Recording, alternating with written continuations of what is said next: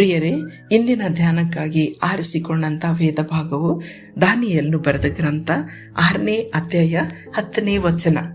ಶಾಸನಕ್ಕೆ ರುಜುವಾದದ್ದು ದಾನಿಯೇಲನಿಗೆ ತಿಳಿದಾಗ ಅವನು ತನ್ನ ಮನೆಗೆ ಹೋಗಿ ಯೆರೂಸಲೇಮಿನ ಕಡೆಗೆ ಕದವಿಲ್ಲದ ಕಿಟಕಿಗಳುಳ್ಳ ತನ್ನ ಮಹಡಿಯ ಕೋಣೆಯಲ್ಲಿ ಯಥಾಪ್ರಕಾರ ದಿನಕ್ಕೆ 3 ಆವರ್ತಿ ಮೊಣಕಾಲೂರಿ ತನ್ನ ದೇವರಿಗೆ ಪ್ರಾರ್ಥನೆ ಮಾಡಿ ಸ್ತೋತ್ರ ಸಲ್ಲಿಸಿದನು.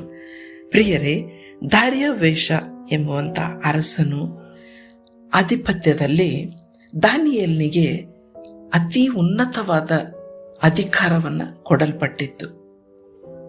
ಆತನ ಜೊತೆಯಲ್ಲಿರುವಂತ ಅಧಿಕಾರಿಗಳು ಹೊಟ್ಟೆ ಕಿಚ್ಚಿನಿಂದ ದಾನಿಯೇಲನಲ್ಲಿ ತಪ್ಪು ಹುಡುಕುವುದಕ್ಕೆ ಎಷ್ಟು ಪ್ರಯತ್ನಿಸಿದರೂ ಯಾವ ತಪ್ಪನ್ನೇ ಕಾಣದೇ ಇರುವಾಗ ಅವರು ಈ ಕುತಂತ್ರವನ್ನ ಹೂಡಿದರು.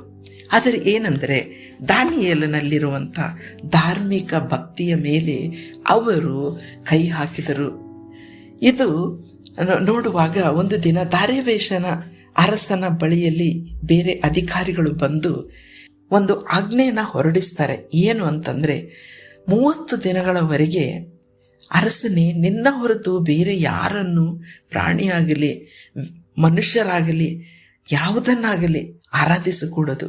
ಆರಾಧಿಸಿದವರಿಗೆ ಸಿಂಹದ ಗವಿಯಲ್ಲಿ ಹಾಕುವಂತ ಒಂದು ಶಿಕ್ಷೆಯನ್ನ ವಿಧಿಸಬೇಕು ಎಂಬುದಾಗಿ ರುಜುವಾತು ಮಾಡಿ ಮತ್ತು ಅರಸನ ಮುದ್ರೆಯನ್ನ ಹಾಕಿದರು.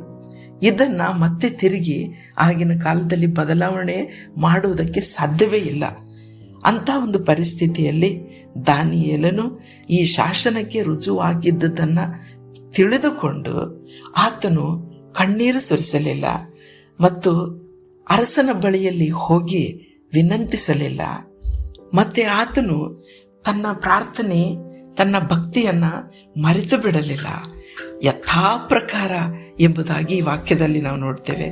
ಯಥಾ ಪ್ರಕಾರ ದಿನಕ್ಕೆ 3 ಆವರ್ತಿ ಮೊಣಕಾಲೂರಿ ತನ್ನ ದೇವರಿಗೆ ಪ್ರಾರ್ಥನೆ ಮಾಡಿ ಸ್ತೋತ್ರ ಸಲ್ಲಿಸಿದನು ಎಂಬುದಾಗಿ ನಾವು ನೋಡ್ತೇವೆ. ನನ್ನ ಪ್ರಿಯ ಸಹೋದರ ಸಹೋದರಿಯರೇ, ನಮ್ಮ ಕಷ್ಟದ ಸಮಯದಲ್ಲಿ ನಾವು ದೇವರ ಬಳಿಯಲ್ಲಿ ಹೋಗಿ ಸ್ತೋತ್ರ ಸಲ್ಲಿಸ್ತೇವ? ಯೋಬನು ಕೂಡ ತನ್ನ ಕಷ್ಟದ ಪರಿಸ್ಥಿತಿಯಲ್ಲಿ ಎಲ್ಲವನ್ನ ಕಳೆದುಕೊಂಡರೂ ಕೂಡ ಆತನು ದೇವರಿಗೆ ಸ್ತೋತ್ರ ಸಲ್ಲಿಸಿರುವುದನ್ನು ನಾವು ನೋಡ್ತೇವೆ. ಇಂಥ ಸ್ತೋತ್ರ ಸ್ತುತಿ ಯಾವಾಗಲೂ ನಾವು ದೇವರಿಗೆ ಸಲ್ಲಿಸುವಾಗ ಆತನು ಮಾಡುವ ಅದ್ಭುತ ಕಾರ್ಯಗಳನ್ನ, ಬಿಡುಗಡೆಯನ್ನ, ಆಶೀರ್ವಾದಗಳನ್ನ ನಾವು ನೋಡುವರಾಗಿದ್ದೇವೆ. ದಾನಿಯೇಲನ ಜೀವನದಲ್ಲಿ ಇಂಥ ಒಂದು ಕಮಿಟ್ಮೆಂಟ್ ಅಂದರೆ ಬದ್ಧತೆ ದೇವರಿಗೋಸ್ಕರ ಇರುವಾಗ ದೇವರು ಆತನನ್ನು ಸಿಂಹದ ಗವಿಯಲ್ಲಿ ಹಾಕಿದರೂ ಕೂಡ ಆತನನ್ನು ಸುರಕ್ಷಿತವಾಗಿ ಹೊರತಂದಿರುವಾಗ ಅರಸನಾದ ದಾರ್ಯಾವೇಶನು ನುಡಿದ ಮಾತುಗಳು ಎಂಥ ಅದ್ಭುತವಾದ ಮಾತುಗಳು. ನಮ್ಮ ಜೀವನದಿಂದ ಇತರರು ದೇವರನ್ನ ಕಂಡುಕೊಳ್ಳುವುದಕ್ಕೆ ಮಾರ್ಗವಾಯಿತು. ಇಲ್ಲಿ 6ನೇ ಅಧ್ಯಾಯದಲ್ಲಿ ನಾವು ದಾರ್ಯಾವೇಶನ ಒಂದು ಸಾಕ್ಷಿಯನ್ನು ನಾವು ನೋಡುತ್ತೇವೆ. ದಾನಿಯೇಲನ ದೇವರಿಗೆ ಭಯಭಕ್ತಿಯಿಂದ ನಡೆದುಕೊಳ್ಳಬೇಕೆಂದು ಆಜ್ಞಾಪಿಸುತ್ತಾನೆ. ಆತನೇ ಜೀವಸ್ವರೂಪನಾದ ಸನಾತನ ದೇವರು. ಆತನ ರಾಜ್ಯವು ಎಂದಿಗೂ ಉಳಿಯುವುದು, ಆತನ ಆಳ್ವಿಕೆಯು ಶಾಶ್ವತವಾಗಿರುವುದು ಎಂಬುದಾಗಿ ಸಾಕ್ಷಿ ಹೇಳುತ್ತಾ ಇದ್ದಾನೆ. ಪ್ರಿಯರೇ, ಆತನು ಉದ್ಧರಿಸುವವನು, ರಕ್ಷಿಸುವವನು, ಭೂಮಿ ಆಕಾಶಗಳನ್ನು ಅದ್ಭುತ ಮಹತ್ಕಾರ್ಯಗಳನ್ನು ನಡೆಸುವವನೂ ಆಗಿದ್ದಾನೆ ಎಂದು ದಾರ್ಯಾವೇಶ ರಾಜನು ದಾನಿಯೇಲನ ದೇವರ ವಿಷಯದಲ್ಲಿ ಸಾಕ್ಷಿ ಹೇಳುವುದನ್ನು ನಾವು ನೋಡುತ್ತೇವೆ. ಪ್ರಿಯರೇ, ದೇವರು ನಿಮ್ಮನ್ನ ಆಶೀರ್ವದಿಸಲಿ. ಈ ಕಾರ್ಯಕ್ರಮದ ಬಗ್ಗೆ ನಿಮ್ಮ ಅಭಿಪ್ರಾಯ, ಸಲಹೆಗಳು ಹಾಗೂ ಯಾವುದೇ ಪ್ರಾರ್ಥನಾ ಮನವಿಗಳಿದ್ದಲ್ಲಿ ನಮ್ಮ ದೂರವಾಣಿ ಸಂಖ್ಯೆಗೆ ನೀವು ಕರೆ ಮಾಡಬಹುದು.